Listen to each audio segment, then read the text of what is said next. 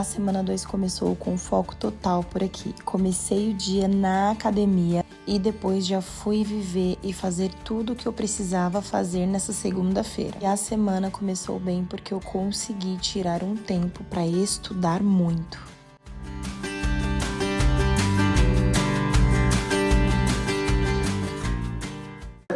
Foi meu aniversário e aí lembra que eu tinha o propósito de não comer doce até o meu aniversário? Lembro. Aí eu comi. Uhum.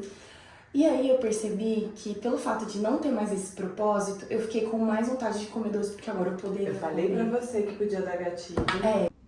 Hoje é quarta-feira e foi dia de voltar na minha nutricionista. E foi uma consulta ótima, uma consulta leve. O que me deixou mais feliz foram todos os ganhos que eu tive nesses últimos 30 dias. Mas o ganho principal é ter a consciência da minha alimentação. Mesmo em dias que eu quero comer as minhas emoções, eu ter uma consciência alimentar do que eu preciso fazer. Eu não tive resultados significantes na balança, nem muitas reduções nas medidas ou no percentual de gordura. E eu lembro que se fosse há 2 ou 3 meses atrás, este fato de não ter reduzido, principalmente da balança, me deixaria muito frustrada. Mas hoje, depois da consulta com ela, eu me senti tão leve, sabe? Eu me senti pensando sobre tudo que eu tenho construído, todos os passos que eu tenho dado para pensar no longo prazo, porque a vida não precisa ser assim tão pesada, sabe? Principalmente com relação à nossa alimentação. A gente precisa ter uma boa relação com a comida, a gente precisa conhecer os alimentos que nutrem bem o nosso corpo e a gente precisa também estar com profissionais que conseguem nos dar essa visão de forma leve, de forma saudável, não com aquele terrorismo alimentar.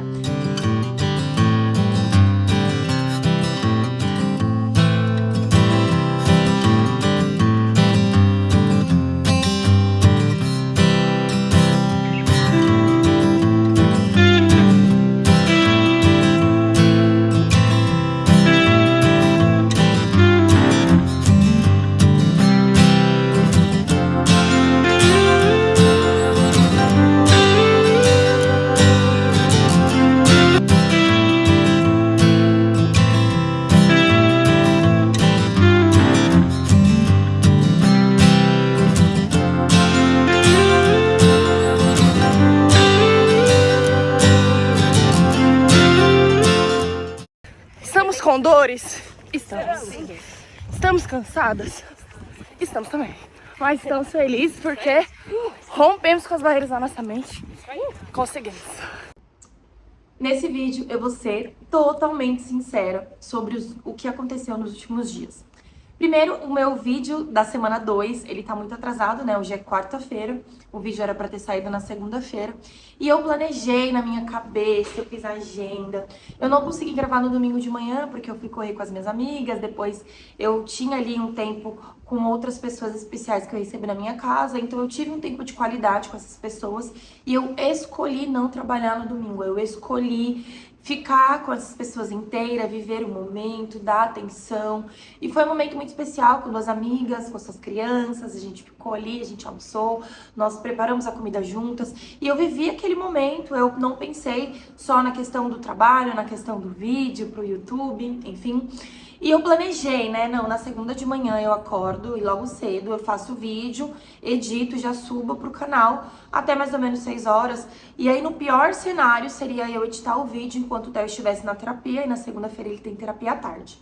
Mas coisas inesperadas acontecem e nem sempre nós podemos controlar as coisas. Então, no domingo à noite, gente, domingo foi um dia perfeito. Domingo à noite nós fomos ao cinema com a minha cunhada, meu cunhado, os gêmeos, né, as priminhas do Theo que são gêmeos. E assim, tinha tudo pra ser perfeito, né, domingo fechar com chave de ouro. Mas no cinema eu percebi o Theo mais amuado, ele ficou um pouco mais prostrado e eu percebi que ele tava um pouquinho mais quente. E aí veio uma febre repentina. Resumindo, segunda-feira, todos os meus planos de gravar o vídeo, de fazer a minha organização da semana, de trabalhar, enfim, foi por água abaixo, porque eu tive que ficar ali no período da tarde, a noite inteira dedicada a cuidar do meu filho. Afinal, ele é a minha prioridade. É pra ele que eu faço tudo, é por ele que hoje eu trabalho menos. Enfim, gente, o Theo, ele é e talvez sempre vai ser, né? Aqui na Terra, assim, depois de Deus, obviamente, ele é a minha prioridade. Ele é 100% dependente de nós, então eu preciso me dedicar nos cuidados com ele. E aí, não rolou gravar o vídeo, pensei, vou gravar na terça. Aí ontem, caos também, criança com febre, tivemos que ir pro hospital, ele chegou a ter 40 graus de febre. E aí, sempre quando essas coisas acontecem, que as coisas fogem do meu controle e saem dos meus planos, né? Afinal, eu faço agenda, eu me organizo, eu tenho metas claras. E aí, quando as coisas fogem do meu controle, eu fico muito frustrada. E eu confesso que ontem juntou uma TPM, juntou um estresse, assim, que eu tava num nível, e várias outras coisas, e eu fiquei, assim, totalmente perdida, eu fiquei triste, eu comi o que eu não deveria comer, né? Então, eu fugi ali da minha alimentação. E todo o meu planejamento de compartilhar como foi a semana 2 foi por água abaixo. Mas, hoje é um novo dia. A Bíblia diz que as misericórdias do Senhor se renovam a cada manhã em nossas vidas. E é nisso que eu creio. Então, falando resumidamente como foi a semana 2, nós tivemos muitos ganhos, mas também muitos momentos de falta de foco, essa é a palavra. Então, como família, eu tive meu date de casal, nós aproveitamos o tempo juntos. Na semana passada eu consegui manter a minha rotina de treinos. A alimentação não fui 100%, mas fiquei muito feliz com esse avanço. Mas hoje, o principal que eu quero compartilhar aqui, a principal coisa que eu tenho aprendido no decorrer desse desafio de 180 dias, é que nos venderam uma rotina perfeita na internet. Quando eu comecei, né, a fazer esse desafio, e já faz um tempo que eu tenho uma dificuldade com a minha rotina em ter constância, tanto na minha questão da alimentação, como na questão de me exercitar, como na questão também do trabalho, de produção de conteúdo, né? Afinal, eu quero fazer algumas coisas no digital, então eu tenho uma dificuldade. E aí quando eu vou olhar rotinas, aprender com pessoas que dão certo, muitas pessoas nos vendem uma rotina que ela não é sustentável, nos vende uma rotina perfeita e que não se encaixa na maioria dos casos. E eu estou falando de mim, tá bom? Tô falando do que acontece na minha realidade, o que acontece na minha família, qual tem sido a minha experiência.